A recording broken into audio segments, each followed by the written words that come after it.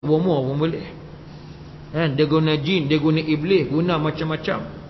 Ni pula nak pilihan raya pergi jumpa merata bomo pupak tu. Sampai kepada Sera pergi jumpa. Panggil Pak Ya Baling pergi jumpa.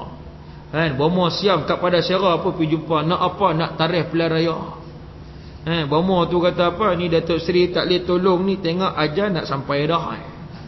Dia cakap cara siam mana nak tiru, tak apa nak pandai.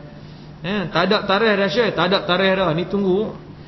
Dan juga keadaan semasa hari ni orang semua bercakap pasal filem Innocence of Muslim. Jadi tuan-tuan yang dimulakan oleh Allah, hari ni kalau kita tengok, jangan kita duk nampak kuman seberang laut. Tapi gajah, dinosaur depan mata tuan-tuan kita tak nampak.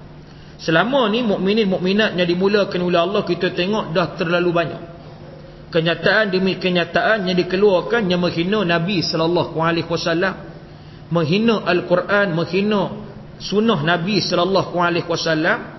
Dan kita rasa tuan-tuan yang dimulakan oleh Allah, masyarakat Islam di dalam negara kita dia kena bangun. Dia kena melihat siapa selama ini yang menjadi hero, yang menjadi juara dalam menghina Allah Taala dan Nabi sallallahu alaihi wasallam.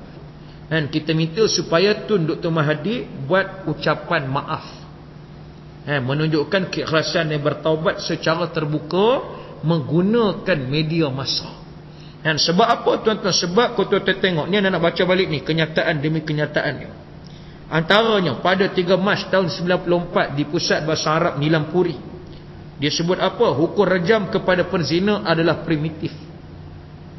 Maksud kata apa? Islam ni tak boleh pakai zaman moden ni. Ini tuan-tuan hina ni. Sebab apa mufti tak tegur? Sebab apa waktu tu Ketua Pemuda UMNO tak nak buat demonstrasi? Ini menghina. Antaranya lagi kenyataan Perdana Menteri sendiri 20 April tahun 83. Dia sebut dalam satu sidang media kepada wartawan, negara akan huru-hara sekiranya undang-undang Islam dilaksanakan. Huk ni yang kita tak faham ni. Termasuk huk seorang tu yang hari tu timbul isu.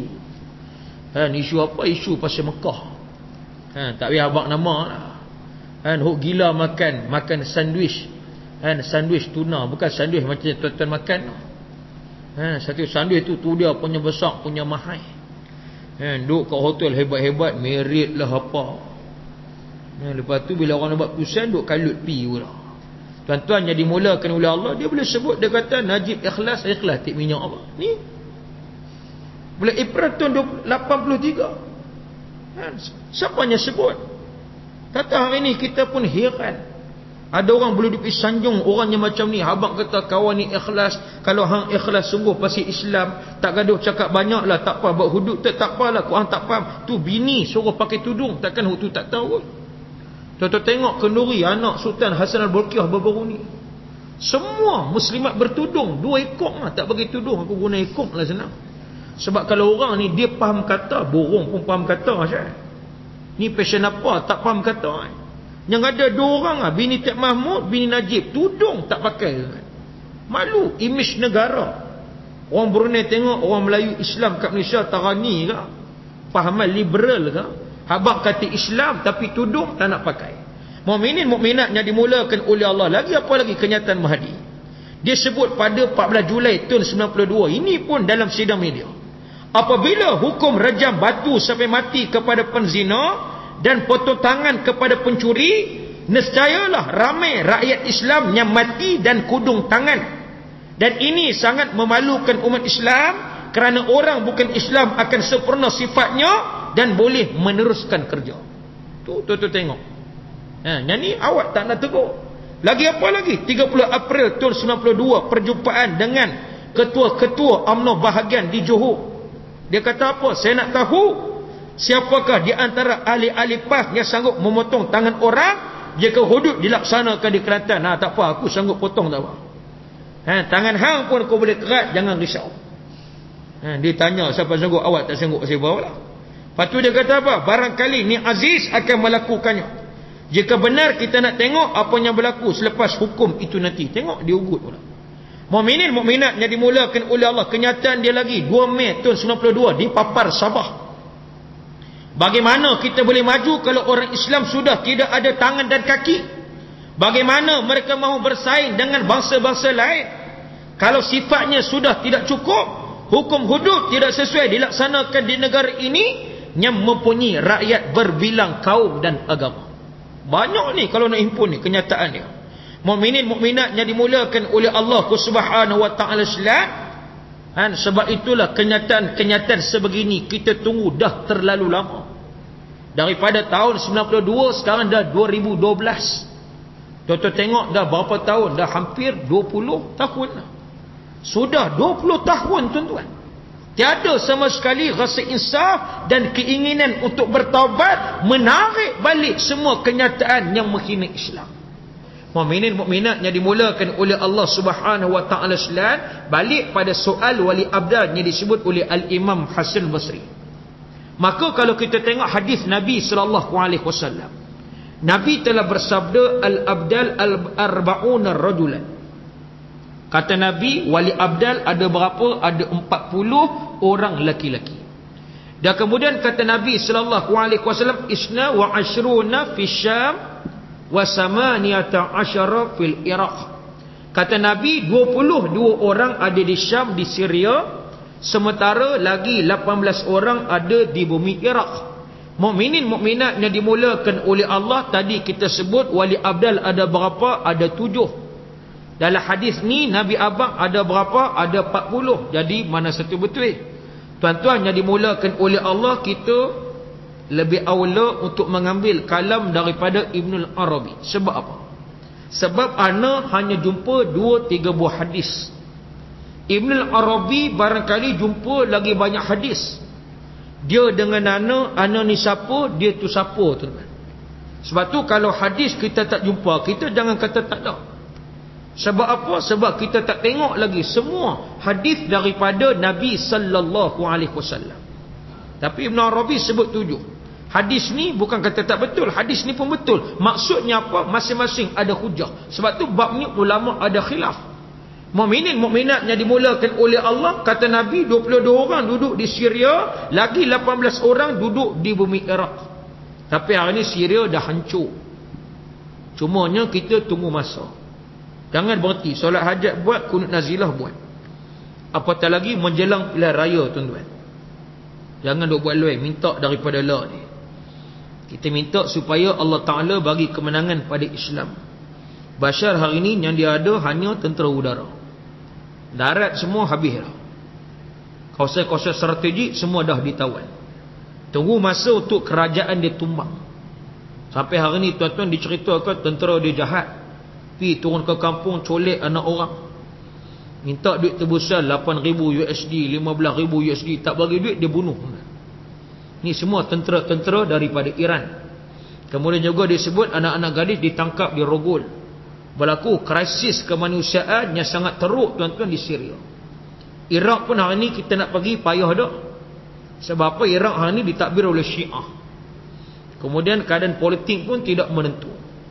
Lapis-lapis ustaz-ustaz kita nyadan pergi mengaji di Iraq, antaranya yang berhormat Ustaz Hashim Jassin di Perlis. Antaranya kita tengok siapa lagi, antaranya Ustaz Dut yang Rocky di Kelantan. Antaranya almarhum Ustaz Hasan Syukri.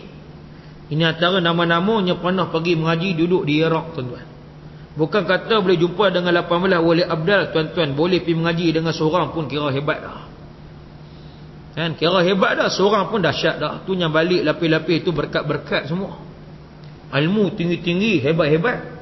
Mukminin mukminat yang dimulakan oleh Allah, dan kata Nabi sallallahu alaihi wasallam, mereka ini bila mana mati digantikan oleh Allah. Dan kata Nabi, tatkala mana menjelangnya kiamat, kesemua mereka akan dimatikan oleh Allah Subhanahu wa taala. Fa 'inda zalika taqumus saah. Dan bila mana wali abdal ni semua dimatikan oleh Allah, maka pada waktu itulah akan berlakunya kiamat. Ini hadis rawahul Hakim. Hadis yang keduanya pula sabda Nabi sallallahu alaihi wasallam, lan takhluwal ardu min 40 rajulan. Bumi ini takkan pernah kosong daripada 40 orang laki-laki. 40 orang wali Allah Subhanahu wa taala. Bumi ini takkan pernah kosong. Dan kata Nabi sallallahu alaihi wasallam, mereka ni akan tetap ada sebagaimana adanya Zat Ar-Rahman. Dan kata Nabi SAW lagi, wabihim yusquna wa yunsaruna. Dengan sebab mereka kita diberikan minum oleh Allah, dengan sebab mereka kita diberikan pertolongan oleh Allah Subhanahu wa taala. Maksudnya apa? Kita ni boleh duk makan minum, boleh hidup selamat kerana ada wali abdal. Sampai satu masa nanti makan tak boleh, minum tak boleh, pakai tak boleh. Bila? Waktu berlaku kiamat, tuan-tuan. Waktu Nabi sebut, sebab mereka ni ada, kita boleh duk minum. Kalau mereka ni tak ada, masuk kata apa? Kiamat lah. Bila kiamat ni, tuan-tuan, minum pun tak boleh, habis. Mukminin mukminat yang dimulakan oleh Allah Subhanahu wa taala dan Nabi sebut dalam hadis ni, mati salah seorang di kalangan mereka pasti akan digantikan oleh Allah Subhanahu wa taala. Allah ganti dengan individunya lain. Itu hadis yang kedua, diriwayatkan oleh Al-Imam At-Tabrani. Hadisnya ketiganya pula, sabda Nabi SAW, "Thalathun man kunna fihi fahuwa minal abdal." Ada 3 tanda kata Nabi SAW, siapa-siapa ada 3 tanda ni, maka dia wali abdal. Yang pertama kata Nabi SAW, ar-radha bil qada'i. Redha dengan qada Allah, ketentuan Allah Subhanahu wa taala. Tuan-tuan yang dimulakan oleh Allah, misalnya kalau bisnes dia lingkup, rumah dia terbakar, harta dia musnah, anak dia Allah ambil, jadi apa sekalipun tuan-tuan, semua dia redha. Nah, abang kata redha bil qada ni, tuan-tuan, payah. Payah nak redha dengan ketentuan Allah taala.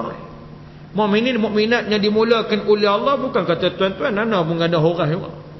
Tengok jam bila tu aku nak sampai ke Masjid Purwaja.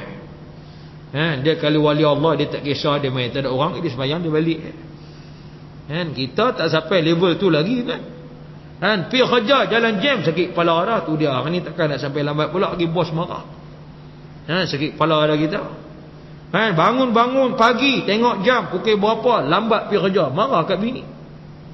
Kata ni apa tak gerak takkan tak tahu hari ni abang kerja, bukannya cuti ni, hari ni hari Isnin ni, marah bini lah. Tuan-tuan yang dimulakan oleh Allah tu kata baru benda kecil. Tu tak cerita lagi kok kata segi anak meninggal ke, segi rumah terbakar ke, tak cerita lagi hut tu baru benda kecil. Hut tu tuan-tuan kita tak lepas dah.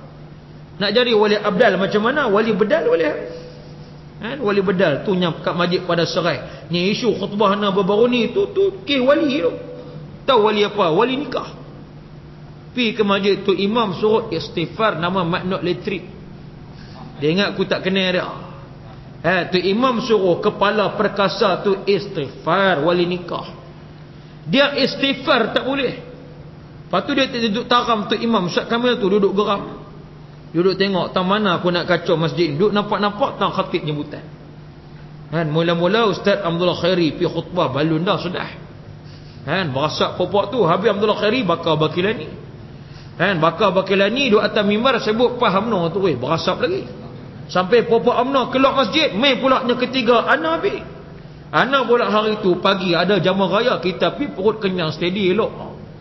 Bagi kakaunya last kali dia nak habis dah. Yang abang cerita bab mimpi Nabi SAW, yang cerita pada anak ni siapa? Mantan imam Masjid Negara. Dia hanya cerita, nama tak payah abang. Kalau depa panggil nanti kita abang. Biar dia heran ni huk mana satu. Tuan-tuan yang dimulakan oleh Allah Subhanahu wa taala sebab kadang kena jaga juga. Sekali dia cekut tu imam ni, dia kata jangan duk mengaku ni. Kami nak bagi keluar TV3 nak kenal ustaz ni mampu. Jangan duk abang lagi. Tunggu sekali meletup keluar TV apa baru kita tarik tu imam ni. Banyak bukan kata dia seorang tuan-tuan. Ya Allah, nya balik Mesir tu ramai tahu tu. Cerita mimpi ni ramai tahu. Bukan kata dia seorang. Mukminin mukminat yang dimulakan oleh Allah Subhanahu wa taala sebab itulah sekali perkenal. Tulis dalam blog unit media Kedah. Anda nak cadang kepada pengurusi perhubungan Barisan Nasional dan UMNO Kedah.